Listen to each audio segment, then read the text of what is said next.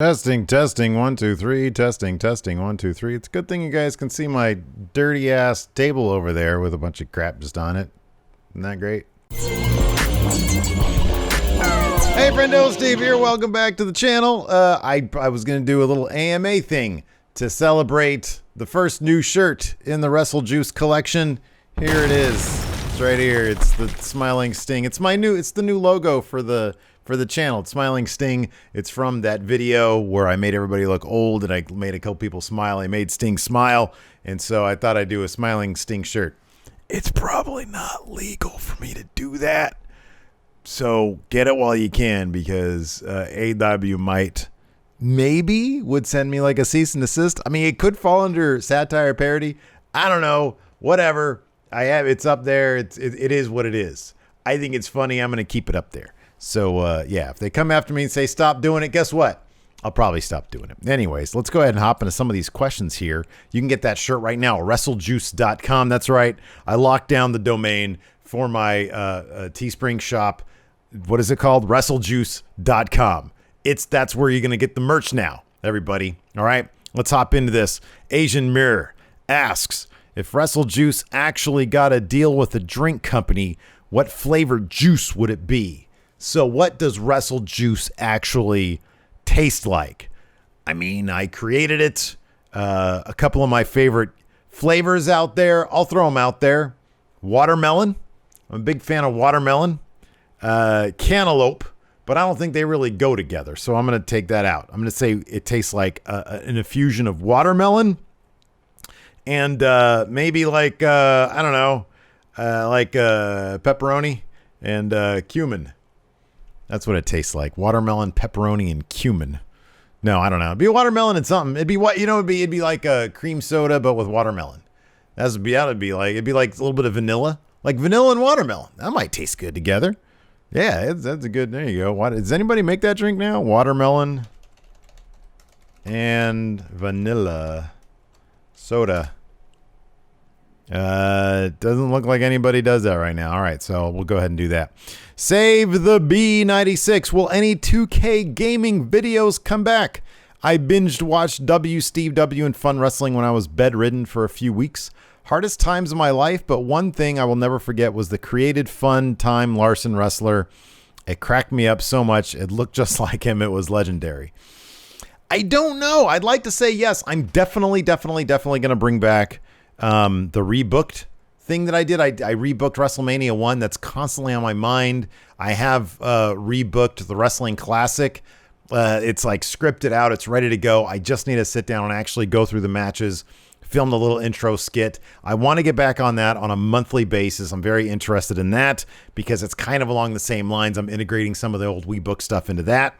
And then at some point, I don't know, maybe I'll bring back Steve W if it's something that I think will do relatively well here on the channel. That's kind of the problem with YouTube, is that for me to put my efforts into something, I need to see something back for it. I mean, that's just, it's how it is. And with YouTube, when you make you make a channel, you have to kind of just do the one thing that channel is. I'll give you a quick example. My good friendos over at Wrestle Talk have their main channel, which is all their news briefs, and then a different channel for their podcast. And that's because YouTube doesn't like when you just throw a bunch of a variety of things. It confuses their algorithm. So things get buried and hidden, et cetera, et cetera. They're not pushed to the crowd. Larson and I have been talking about the possibility of starting up a second channel of our own to kind of do the same thing, but we're sort of in really, really early discussions. So we're not going to announce anything anytime soon. So getting back to this point, maybe 2K gaming videos. I've thought about doing them like on a video by video basis. We'll see what happens with the latest 2K22 whenever it comes out. We'll see what happens with that. Maybe I'll do some more stuff, but definitely the rebook stuff. I want to do more of that. Erodi asks, who are the Jeff Jarretts of other media? He says, take this however you want. He says, for example, who is the Lex Luger of acting? What's a match that you watched and thought Jesus Christ, why am I a wrestling fan? That last one is probably the easiest one to answer. And it's got to be like anything on Raw for the past year or so. And I'll be honest with you, like once the PC era hit, wrestling became kind of cringy to watch for me, to be honest with you. Just people in an empty arena yelling at each other, and you can hear every little echo. I was like, dude, I don't know if I can watch this without fans. I mean, I had to as my job, and I enjoy my job.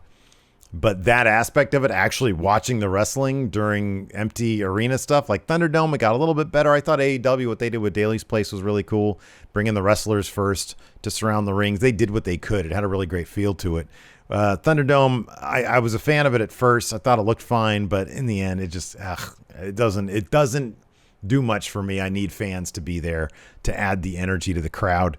So yeah, during the PC era, there were moments where I was like, oh, this really sucks to do. Is Rey Mysterio a good dad? In kayfabe, yeah, he's fine. He's fine.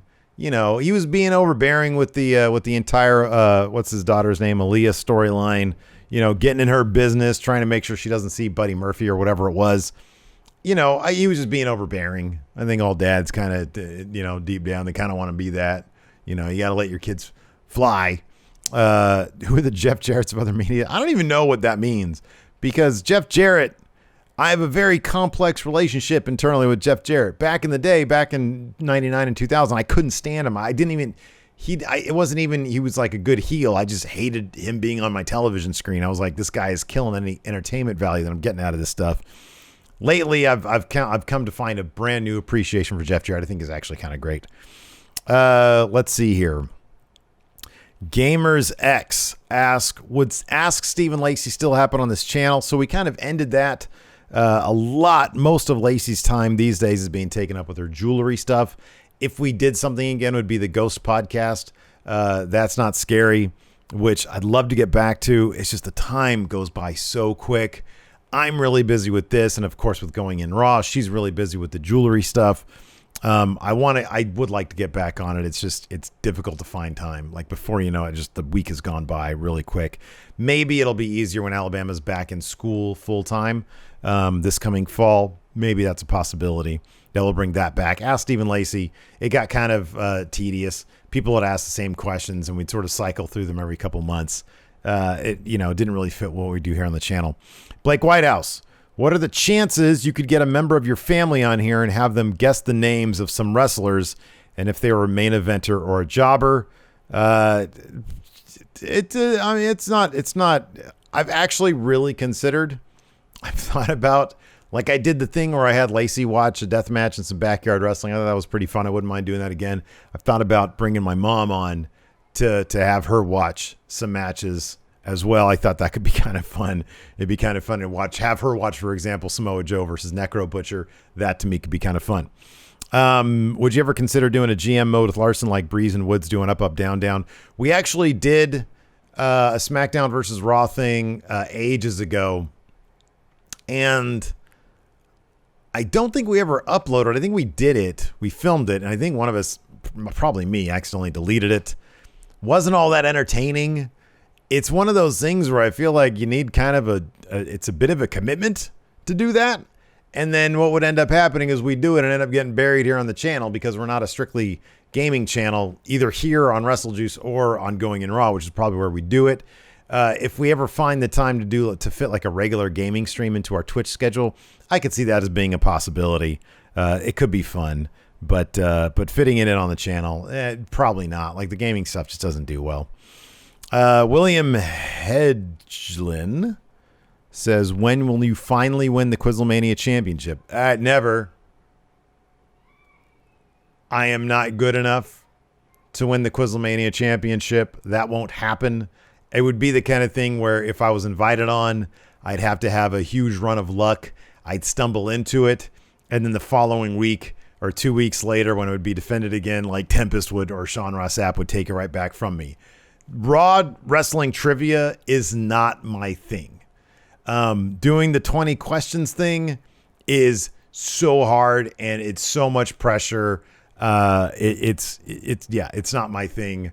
I do not have I have my sights firmly set on defending my Quizlemania Tag Team Championship with Larson. That's the name of the game right now, and I'm looking forward to doing that. Whenever they ask us to come back, we will defend our interim championships. Blacklist 4, name one wrestler you used to like, but you'll never be into again. He says his is Bray Wyatt. He says, I never cared for The Fiend or anything he does from here on out. I like The Fiend, but I understand. I understand that, that line of thought. A lot of people are like that. One wrestler you used to like, but you'll never be into again. Oh, man. Somebody I used to like. There was a period of time when I liked Alberto Del Rio. Thought he was kind of cool. I liked some of the stuff they did with him.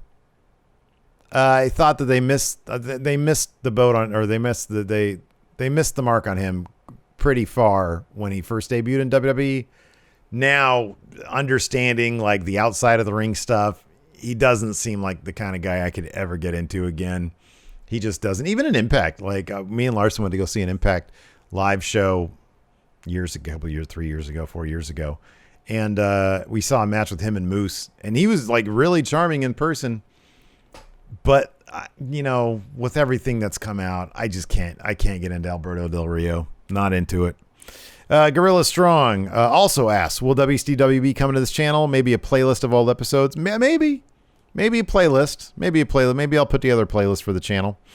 Chad Taylor. Is there something in wrestling that happened while you took a break that makes you wish you had been watching? I recently found out I stopped trying to keep up with wrestling a couple weeks before CM Punk's pipe bomb.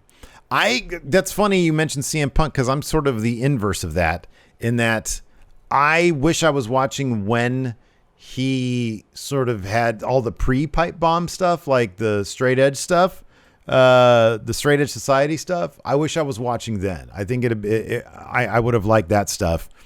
But I wasn't watching at the time. I didn't start watching until right before he did the pipe bomb. And then I was watching ever since then. Punk fan rule. Punk fans rule. There you go. Who would be the best wrestler in the world if everyone had to wrestle in wooden clogs? He says he thinks Pac would look great in a pair of Dutch dandies. Who would be the best wrestler in the world if everyone had to wrestle in wooden clogs? Zack Sabre Jr., because he doesn't do any of the flying stuff, and I feel like you need decent footwear to do that. So I'm going to say Zack Sabre Jr. probably be the best wrestler in the world. He already kind of is the best wrestler in the world, to be honest with you. But he'd probably have even more of an advantage if everybody had wooden clogs on. Marvell, was the Jordan Miles thing really worth all the hoopla, since ACH has retired like 3 more times since then? So if you guys will remember, Jordan Miles, ACH, he was in WWE, in NXT, he won the breakout tournament, and then he accused them basically of being racist when they released a shirt of his that could very well be considered sort of inadvertently, I hope, racist. At least the imagery, I could totally see his point of view. He's been through a lot of mental ups and downs. He's a really terrific wrestler. And so the hoopla that you're referring to, that's how it played out. I'm glad he didn't end up doing anything self-harming. I feel like his points about working in NXT were sound in his communications with people over his merchandise. So, whether or not he went about all that the right way, I'm sure he was doing the best he could with what he was dealing with at the time. So, hopefully he's found some peace of mind, in the years since. Hopefully he's doing okay. Jose Alaguna says, you have the ability to go back in time and rewrite 3 key wrestling finishes. What are they and why? Jose says, before you answer this, the butterfly effect is in full force, meaning that whatever you decide will drastically change the future. Which finish that you changed, has the potential to have the worst outcome? Rewrite 3 key wrestling finishes.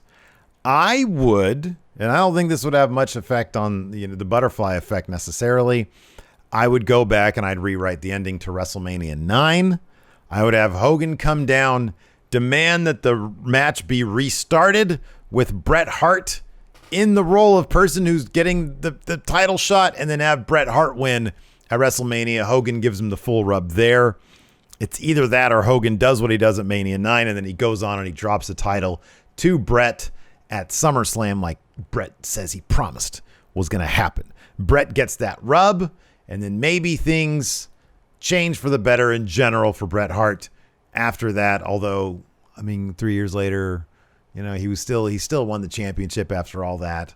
Montreal Screwjob happened. That's the second one. I would rewrite the Montreal Screwjob. Actually, no, I would change. I would keep that one because that basically launched the Attitude Era. 3 key wrestling finishes. So it would be that one. I would change the finish to Triple H versus Booker T at WrestleMania, whatever that one was, because Booker T totally should have won that. And then I would change the finish to when they ended Goldberg's streak, because that streak shouldn't have ended. It should have been like Jericho or somebody beating him for the title. That would have been way cooler. The streak never should have ended until like they had built up, or like a Raven or like a Benoit or somebody like a young to Eddie Guerrero. WCW really had an opportunity to build up some major stars and give WWF like a real run for their money. But that never really happened. So yeah, and I don't think any of those changes would have really drastically altered my future. So yeah. T. Wayne says, not really a question, but I mentioned my dad, who's a Trekkie for life, that you're a big Star Trek fan.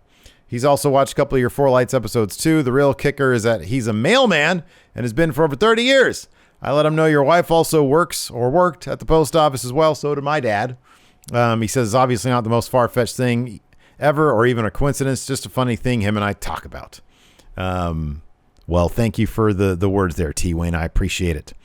Christian Womble, who are your favorite women's wrestlers of all time? I wish, this is why I watch Church of Joshi.